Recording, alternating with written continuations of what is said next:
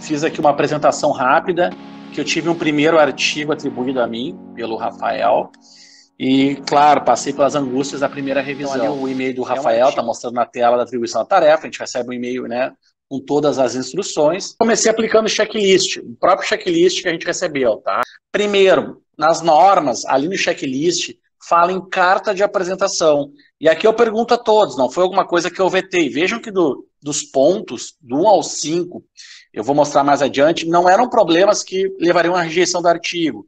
No meu entender, eram coisas que, se enviadas aos autores, poderiam ser sanadas. Mas aí vem a pergunta, não só para Simone, para Luciane também. O nosso checklist fala em carta de apresentação e dá a entender que é opcional. Não tem carta de apresentação. Isso influencia na nossa primeira correção ou não?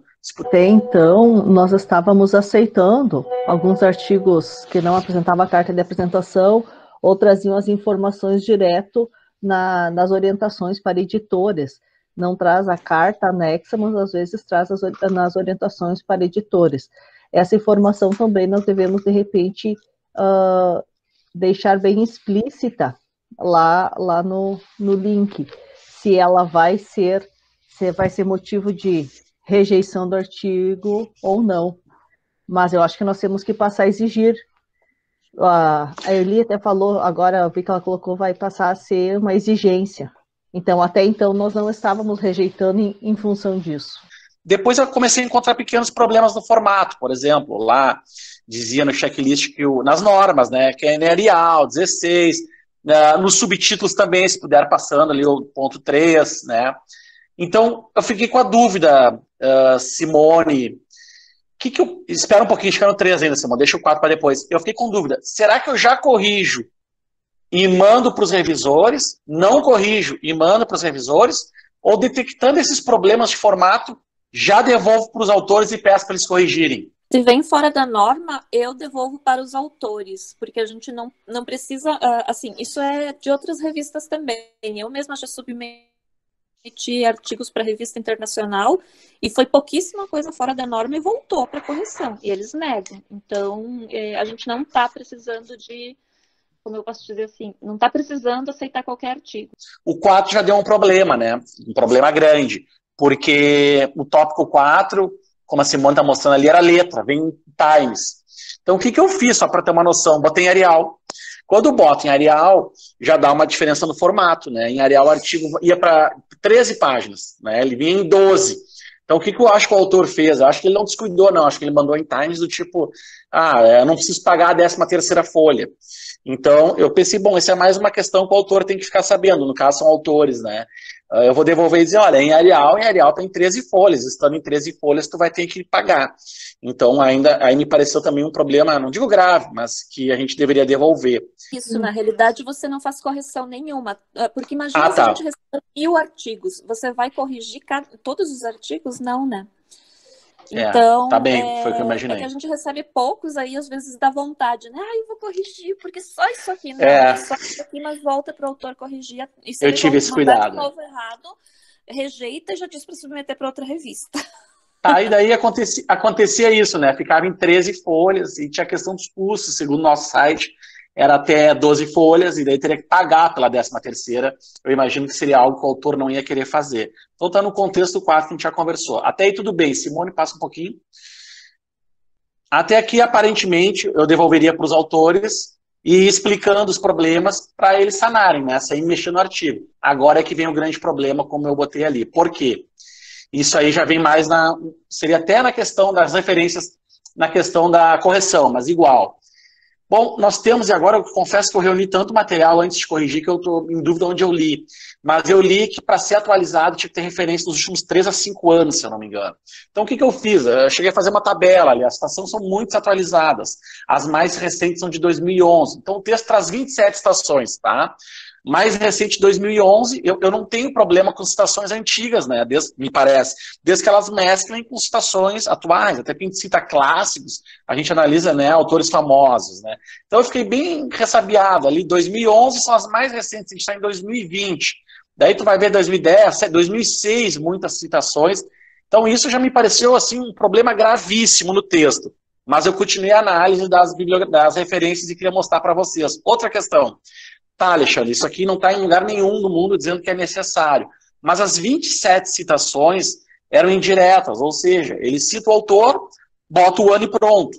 Eu sei que isso é possível, mas esse tipo de citação tem que ter um conhecimento muito grande dos autores, me parece. Então, ele não citou uma única página em todo o texto, nenhuma citação, nenhuma aspas, nenhum texto deslocado. Eu sei que tem autores que conseguem escrever isso, tamanha é a consciência do estudo, mas me pareceu que 27 vezes isso, ainda mais para quem não é da área, me gerou desconfiança, me gerou descrédito.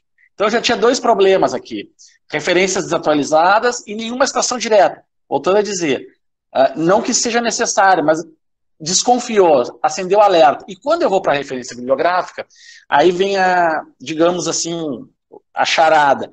Pô, ele cita 40 referências, só aparecem 19. Eu tive cuidado de voltar. Das 40 que ele cita lá na bibliografia, só 19 estão respaldadas no texto. Então, o que ficou me parecendo? Que era um artigo maior, que ele saiu cortando, e veja, eu não estou dizendo que o artigo é ruim no mérito, ou que os parágrafos estavam mal escritos, não. Ele tem início, meio e fim, apresentava dados, né? Mas 21 referências que eu trago na bibliografia e não aparecem, não cito nenhuma página e está desatualizada. Qual foi o meu parecer aí, minha conclusão, que eu pedi para o Rafael, de certa forma, ratificou, mas eu queria trazer para o grande grupo. Eu acho que devolver esse artigo para ele dizendo, olha, está desatualizada as citações, é algo insuperável. Tu não consegue mudar 27 citações ou acrescentar várias outras citações atualizadas sem alterar o conteúdo. Parece-me que ele teria que alterar todo o artigo, e nesse caso não seriam coisas como no início, olha, a fonte está errada, o título está errado. Então, a minha opinião nesse caso, e essa mãe que a gente tem que aprender, né, esse know-how com vocês, é que esse é o tipo de artigo que dá tanto trabalho para corrigir que o meu parecer é de rejeição. Se puder mais uma tela, Simone. Né? Impressões que eu tive do artigo. Ele é um artigo razoável do ponto de vista escrita, mas me parece que é algo que é antigo, que foi requentado, como a gente brinca aí, né, no dia a dia. Vamos tentar publicar, estou precisando publicar, vamos disparar para alguma revista isso, né? Eu não consigo imaginar um artigo da área de administração sobre um tema que ele começa dizendo que é super atual, em que ele cita coisas mais recentes de 2011, não faz nenhuma citação direta e enche a bibliografia de textos que ele não traz no corpo do artigo. Então, se puder baixar mais um pouquinho, Simone, já para os encerramentos. Vocês concordam? Já quero encerrar antes de passar a palavra ali mais para baixo, Simone. Se concordam, o que eu pensei? Artigo registrado de ofício, nem dá a segunda chance. Daí só teria que ver a questão de e-mail, ainda não mandei, tá? Sem envio para os corretores. Acho que a nossa missão não é salvar, né? É o ver o que vale a pena trazer para a revista um respaldo científico. Eu gostei muito, acho até que foi excelente vocês terem trazido, parabenizo você e o Rafa, por terem trazido para a gente, porque é isso mesmo, não é para a gente salvar artigo, né? Não é para a gente tentar publicar qualquer coisa. Eu acho que a gente conversou sobre isso na sexta-feira também, né? E que a gente precisa, sim, dar uma olhada, não é a minha área, eu acho que não tem referência nova, né? A gente não vai achar ou deixar de achar, a gente vai abrir ali o Google, que seja o acadêmico, e colocar lá o tema e ver, não, mas olha aqui, ó, tem referência de 2019 e 2020, o cara não citou a última de 2011 ou 2016?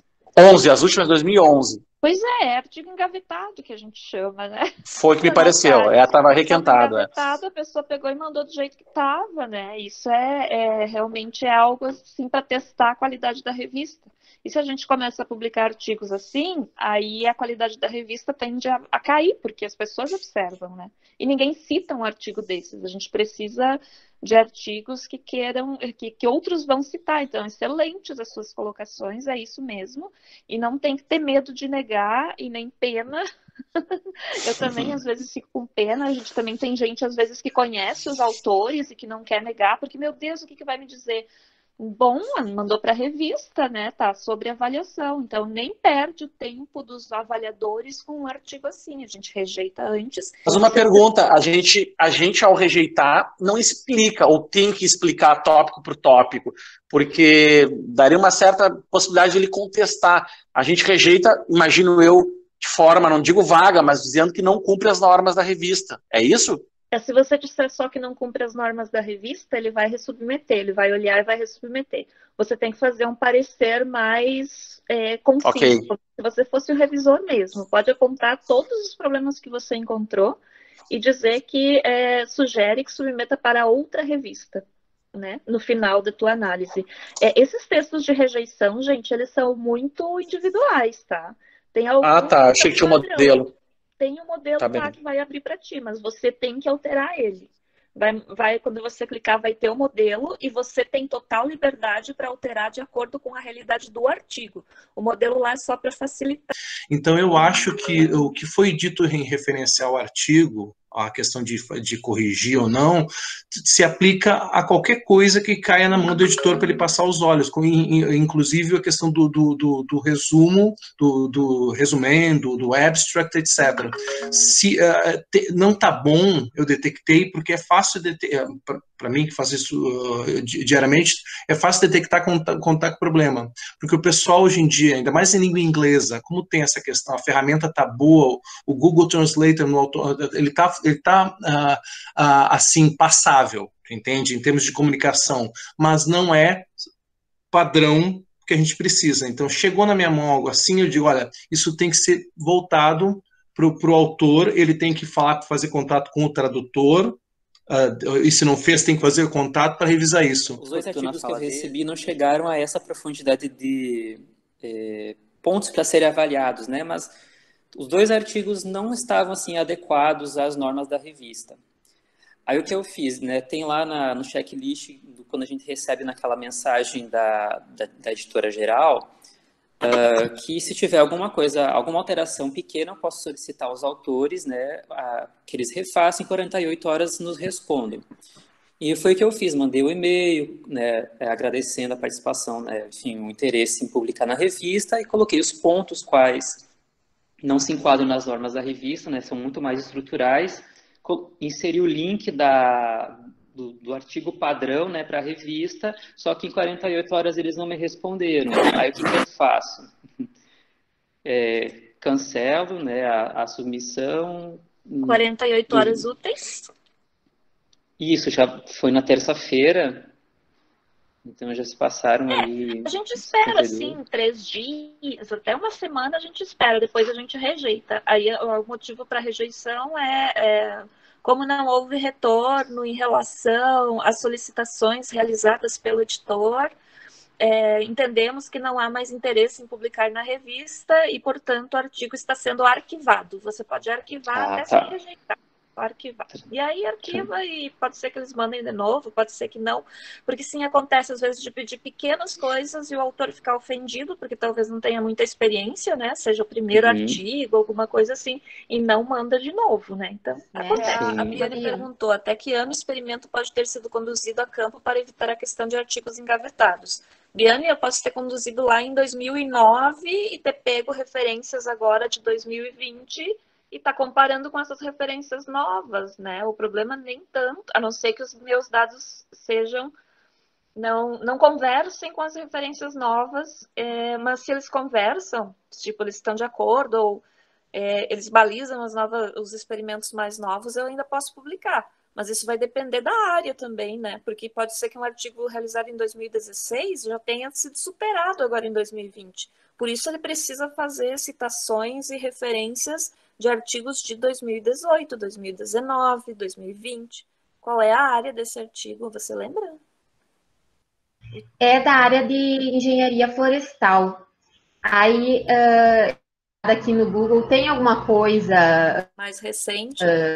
Sim, não muita coisa, mas mais recente tem alguns artigos publicados, mas não tanto mesmo, acho que não é meio específico, mas realmente tem artigos publicados que ele poderia adicionar. Aí eu falei com a Daniela, né, que é da área, e ela disse para mim entrar em contato com os autores, já informando que passava o número de páginas, dizendo se eles queriam reduzir ou então arcar com os custos, e também falando sobre as referências. Eu já acabei, né, falando porque eu não sabia, não quis recusar, assim, eu comentei. Aí surgiu a dúvida da autora, ela me respondeu, ok, aí eu faço essas modificações no artigo, reduzo e acrescento referências atualizadas, eu devo resubmeter, ou então como eu faço? Eu rejeito e ela resubmete, como que é? E eu não respondi ela ainda.